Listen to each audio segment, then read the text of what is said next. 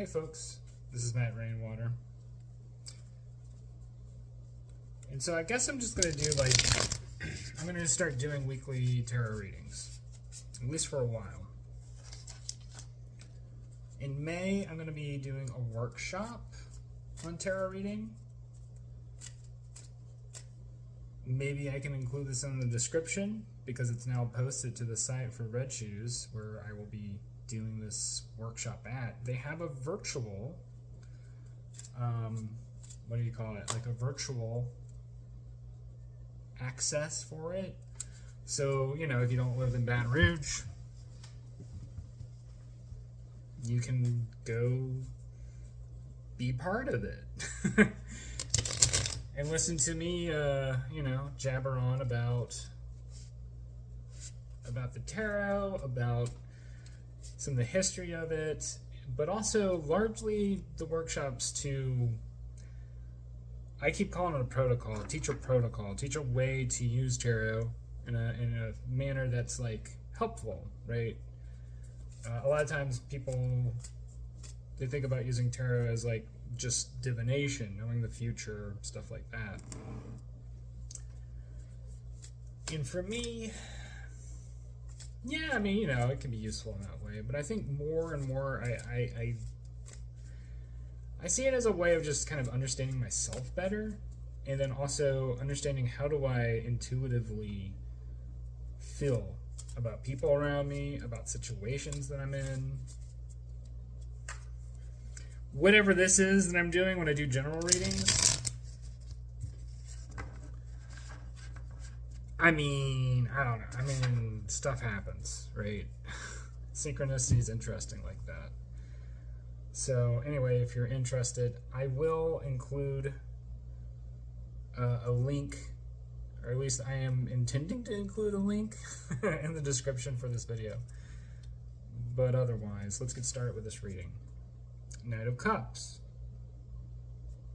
By the way, this is a Light Series Tarot. If you're somebody who watches a fair amount of, you know, YouTube tarot readings, you've probably seen this deck. It's fairly popular, and for good reason.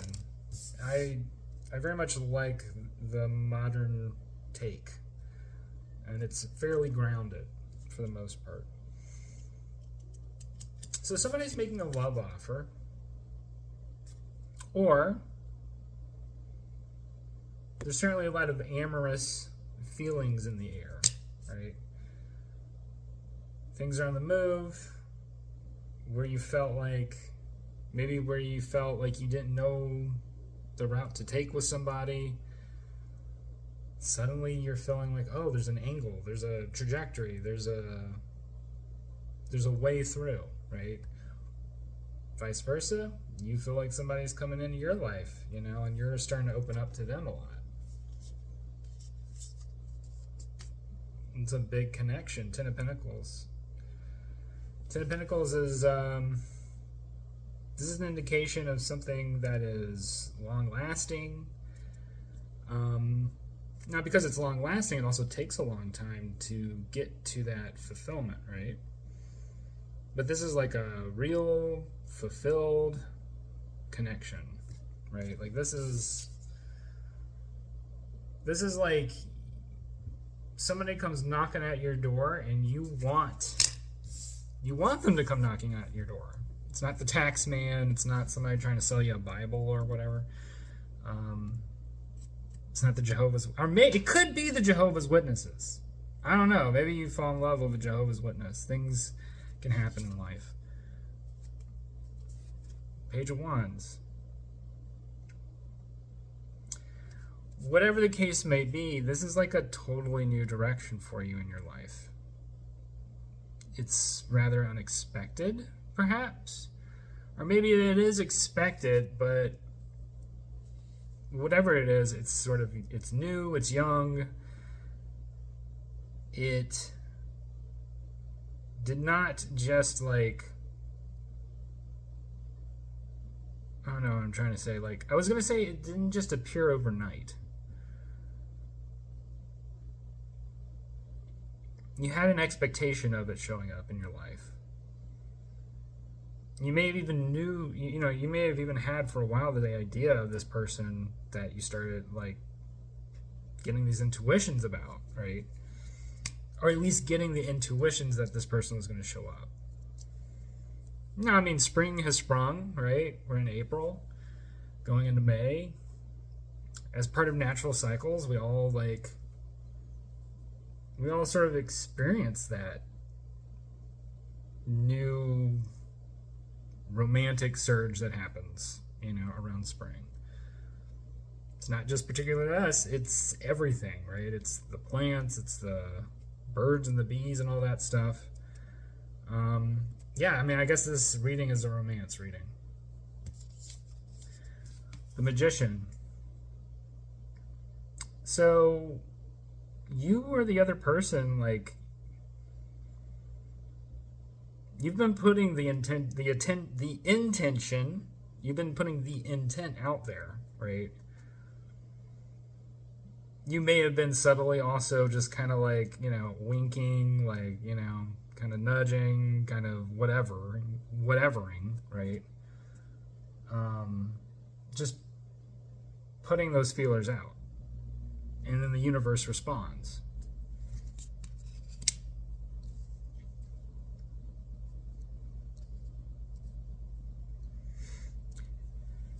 It's easy. I think a lot of times people, they come to tarot with sort of this idea of like, tell me what's going to happen to me. And there's always this implication of you don't have to do anything. You don't have to take any action. Love will just show up. And a lot of times people kind of get that implication with Knight of Cups. But I would say Knight of Cups is also an invitation on your part to also act. If it is something, like if there's somebody in your life that you're just like, yeah, act on it. Like, take a chance. I mean, that could be the next question I ask. Like, look, if you're somebody out there who's about to take a chance on love, take a chance on connection, doesn't even have to be romantic love. It can just be like, you feel very strongly about a person in your life and you really want to be there for them. You want to be connected to them. You just know, and the back of your mind, like, this is a very important person for me. I don't know what any of that means. I just know I need to know them better, right? Well, anyway, what was the question I was going to ask? The question I was going to ask, is this worth you taking the chance on? Ace of Pentacles. So this is an opportunity. Something can grow here. There's fertile ground for something to really grow here. And as we saw earlier with the Ten of Pentacles, like, this is the complete, like, this is the whole enchilada. This is from beginning, maybe I'll flip it, from beginning to end, right? This is, I met this person. I didn't know what I thought about them at first. To like, oh my gosh, we have a whole life together. And like I said, that doesn't have to be the white picket fence and, the dog and the camel and the, I don't know why there's a camel. And the like, the 2.5 kids. It could just literally be like, you have a life with somebody together who you're just like, I'm going to grow old with this person.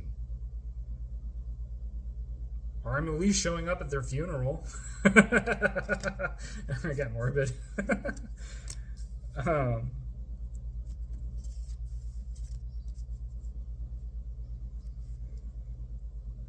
So there's a lot of, great opportunity here for you.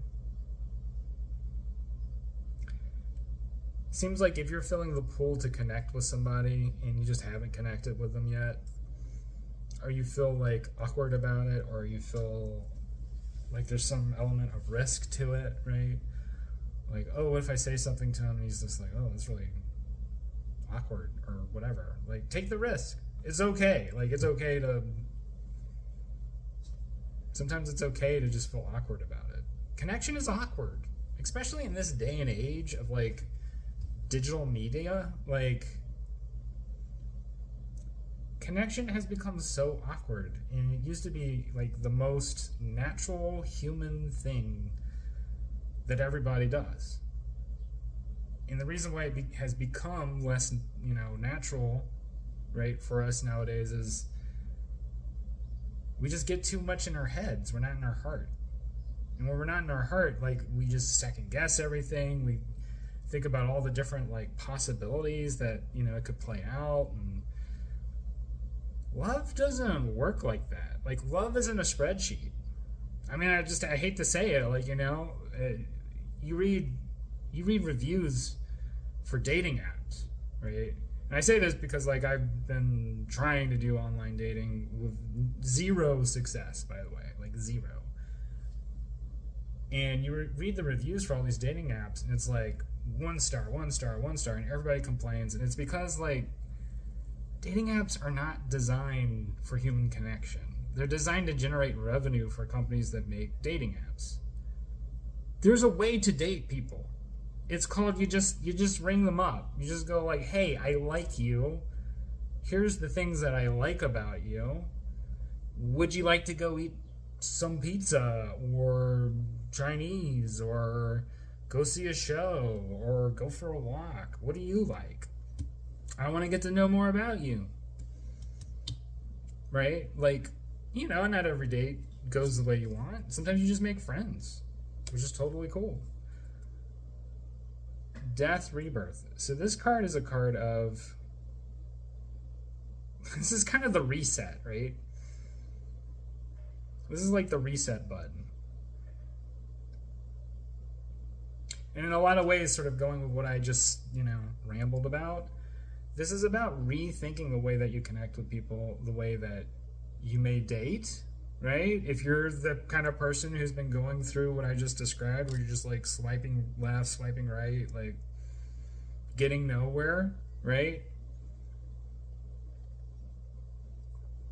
Rethink how you connect with people. Also rethink the expectations. Like, just because you want to date, right? Just because you want to, like, make that particular kind of love connection, don't get caught up in the end goal. Like, don't get so caught up here, because on the way to here, there's all these friends to make, along the way on the journey. There are all these people who can be a support network for you, can help you meet other people who might end up being that love connection you're looking for. Like, not everybody's going to be the twin flame. And honestly, maybe the twin flame isn't for everybody anyway. I don't know. Like, maybe sometimes it's different for everybody, the kind of connection they're looking for. Maybe sometimes you're the kind of person that just has a bunch of friends with benefits. Or maybe sometimes you're the kind of person where you're just not even looking for the benefits, you're just looking for friends. All of it's fine, right? Like, all of it is fine. I don't know. Do I have anything else to say in this tarot reading? I feel like I kind of hit it. I'll do one more pull. Ten of Wands. Yeah, this is just like a reiteration of what I said with the Death Rebirth card. This is about putting down your burdens. Don't stress yourself out. Also, kind of interesting, I just noticed this, right? We had Page of Wands here, and now we have 10 of Wands. Because this is like somebody who is starting the journey, and then this is end of the journey.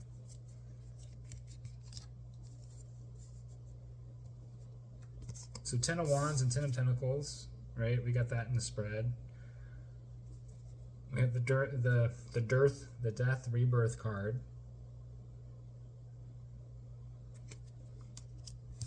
I think this pairs really well with 10 of Wands. Because this is like, both of these cards are about, you need to put some stuff down that's stressing you out. You need to let some stuff die that needs to die, right? Or change. Maybe we don't have to use the die word, we can just say change. whatever needs to change in your life, let it change. And don't worry about the results of the change. It's going to be fine. What's more important is where you start, right?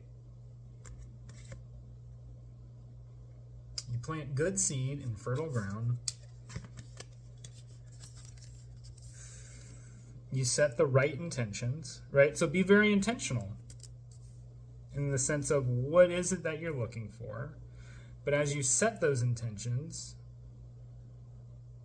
be willing to let go of your expectations. All the things that you intend to have happen in your life will eventually happen. I believe that 100%.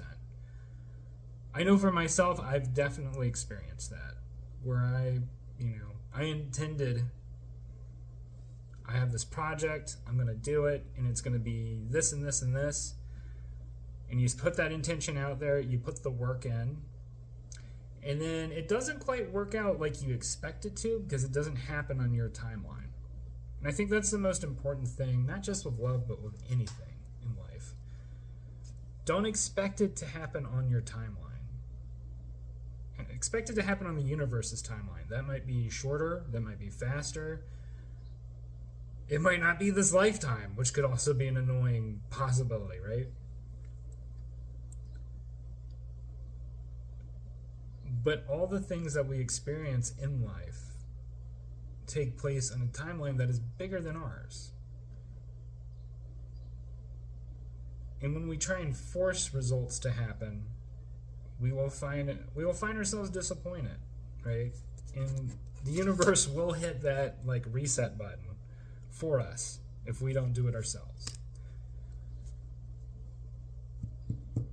I think that's it. I haven't, probably the last romance reading I did was the Valentine's Day reading. And I mean, I like romance readings, they're fun, but